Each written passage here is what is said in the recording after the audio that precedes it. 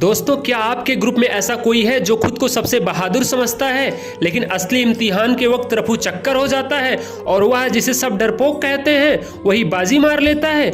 आज की कहानी कुछ ऐसी ही है, तो चलिए जान लेते हैं। कस्टर्ड नाम के एक डरपोक ड्रैगन की कहानी जिसने सबको हैरान कर दिया। एक बार की बात है, बेलिंडा नाम की लड़की थी। वह एक छोटे से सफेद घर में रहती थी। उसके पास 4 पालतू जानवर थे। एक काली बिल्ली जिसका नाम था इंक, एक छोटा सा चूहा जिसे ब्लिंक कहते थे, एक पीला कुत्ता जिसका नाम था मस्टर्ड, और एक बड़ा सा ड्रैगन जिसका नाम था कस्टर्ड। अब सोचिए दोस्तों, घर में ड्रैगन होना कितना कूल होगा ना। लेकिन ठहरो, यह ड्रैगन बाकी ड्रैगन की तरह नहीं था, या तो डरपोक था। इतना डरपोक कि हमेशा अपने लिए एक सुरक्षित पिंजरे की मांग करता रहता था। बेलिंडा और बाकी के जानवर हमेशा कस्टर्ड का मजाक उड़ाते थे। अबे कस्टर्ड, तू ड्रैगन है या खिलौना? अरे तुझे तो टाप पर डरपोक ड्रैगन का हैंडल बना देना चाहिए। बेचारा कस्टर्ड सब चुपचाप सुनता और बस सोचता रहता था कि काश मैं भी बहुत बहादुर होता। एक दिन अचानक घर में अजीब सी आवाज आई, धम धम।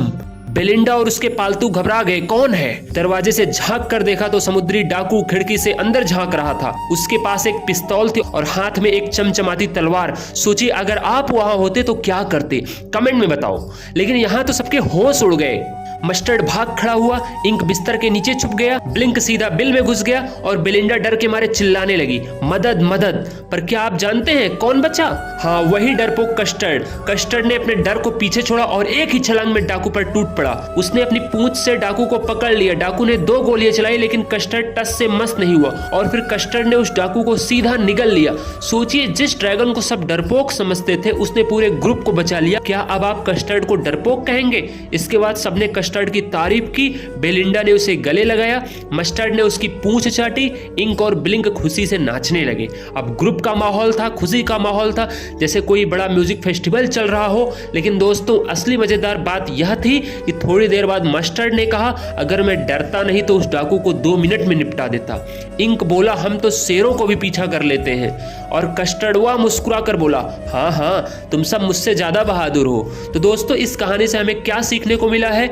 यही कि असली बहादुरी वह होती है जो वक्त पड़ने पर नजर आए, और कभी कभी जिसे हम कमजोर समझते हैं वही सबसे बड़ा हीरो बन जाता है।